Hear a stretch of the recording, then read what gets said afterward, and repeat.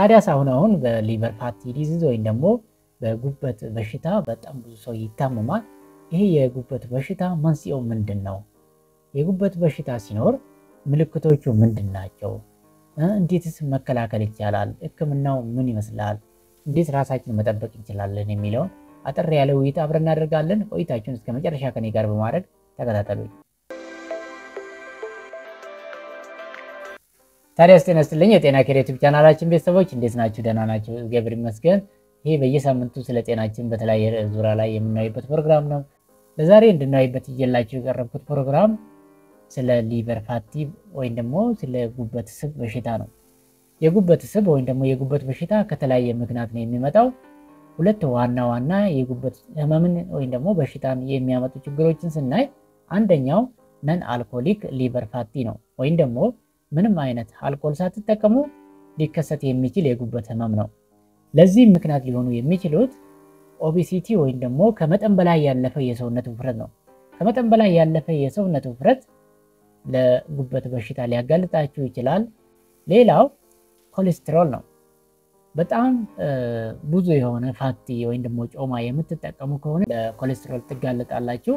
ያ ደግሞ የጉበት ስብ ወይም ደግሞ ጮማ እንዲከሰት ያደርጋል ማለት ነው።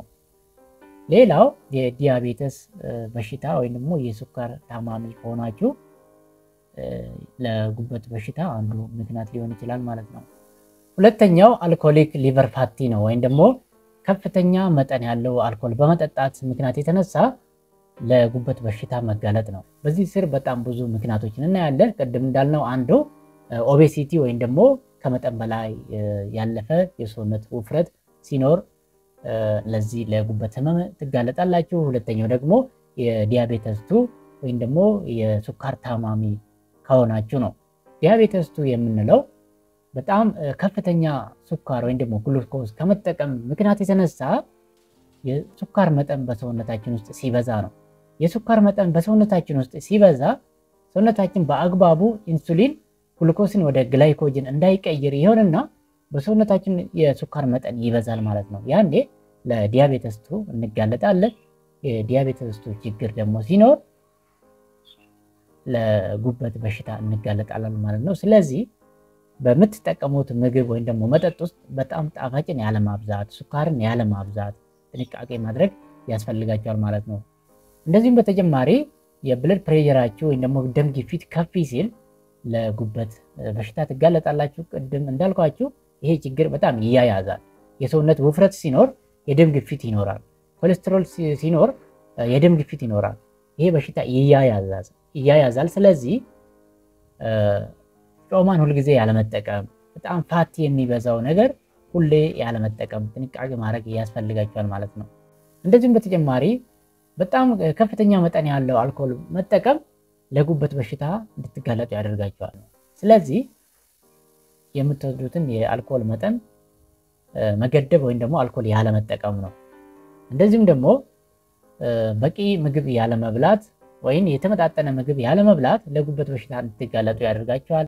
ሌላው በፍጥነት የሰውነት ውፍረት መቀነስ ሲኖር እንደዚህ አይነት ነገር ለጉበት በሽታ ምክንያት ሊሆን ይችላል።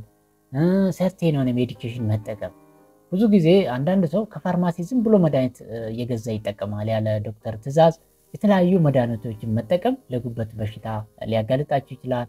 እንደዚሁም ደግሞ ለሌላ በሽታ የምትወስዱት መድኃኒቶች ለጉበት ደግሞ ችግር ሊሆን ይችላል፣ ለጉበት በሽታ ሊያመጣባችሁ ይችላል ማለት ነው። ስለዚህ የምትጠቀሙትን እያንዳንዱ መድኃኒት ከዶክተራችሁ ወይም ደግሞ ከጤና ባለሙያ ጋር በማማከር መጠቀም ያስፈልጋችኋል ማለት ነው።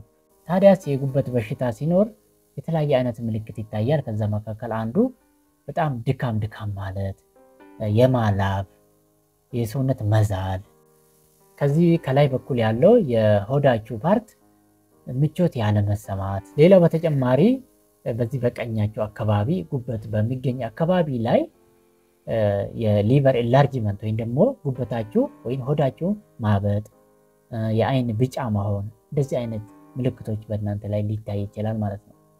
ታዲያስ የጉበት በሽታ ሲኖር ለተለያየ ኮምፕሊኬሽኖች ወይም ደግሞ ለተለያየ ውስብስብ የሆኑ ችግሮች ሊያጋልጣችሁ ይችላል። ከዛ መካከል አንዱ ሊቨር ወይም ደግሞ የጉበት ኢንፍላሜሽን ወይም ደግሞ ቁስለት፣ እንደዚሁ የጉበት ጠባሳ እንደዚህ አይነት ችግሮች ሊያጋጥማችሁ ይችላል። ወይም ደግሞ በጣም ከፍ እያለ ሲመጣ ደረጃው የጉበት ዳሜጅ መሆን ችግር ሊያጋጥም ይችላል ማለት ነው። ይሄ የጉበት በሽታ እንዳያጋጥማችሁ ቀድማችሁ ማድረግ ያለባችሁ ወይም ደግሞ ቅድመ ጥንቃቄ ማድረግ ያለባችሁ ነገር በጣም የሰውነት ውፍረት እንዳይኖራችሁ ወይም ደግሞ ኦቤሲቲ የሚባል ከመጠን በላይ የሰውነት ውፍረት እንዳይኖር ጥንቃቄ ማድረግ ኤክሰርሳይዝ ማድረግ ያስፈልጋችኋል።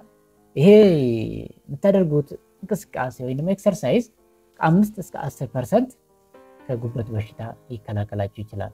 እንደዚሁም ጤናማ የሆነ አመጋገብ መጠቀም ስኳርን በመቀነስ ፋቲ ወይም ደግሞ ጮማ የሆነ ነገርን በመቀነስ ሌላ የተመጣጠነ ምግቦች ልክ እንደ አታክልት ነገሮችን መጠቀም ያስፈልጋችኋል። በተጨማሪ ሬጉላር የሆነ ወይም ደግሞ ተመሳሳይ የሆነ ሁሌም እንቅስቃሴ ማድረግ አጫጭር መንገዶችን በእግር መሄድ። ታዲያ ስለዛሬ ስለ ሊቨር ፋቲ ወይም ደግሞ ስለ ጉበት ስብ በሽታ አጠር ያለ ውይይታችን ይሄን ይመስል ነበር። ያልገባችሁ ግልጽ ያልሆነላችሁ ነገር ካለ በኮሜንት ስር ጻፉልኝ፣ አብረን እንወያያለን። ቆይታችሁን ከኔ ጋር ስላደረጋችሁ በጣም ከልብ አመሰግናለሁ። በድጋሚ ለቻናላችን አዲስ ከሆናችሁ ቻናላችንን ሰብስክራይብ፣ ላይክ፣ ሼር በማድረግ ቤተሰብ ይሁንላችኋለሁ። ከኔ ጋር ስለቆያችሁ በጣም ከልብ አመሰግናለሁ። ሰላም ሁኑ። ቸር ሰንብቱ።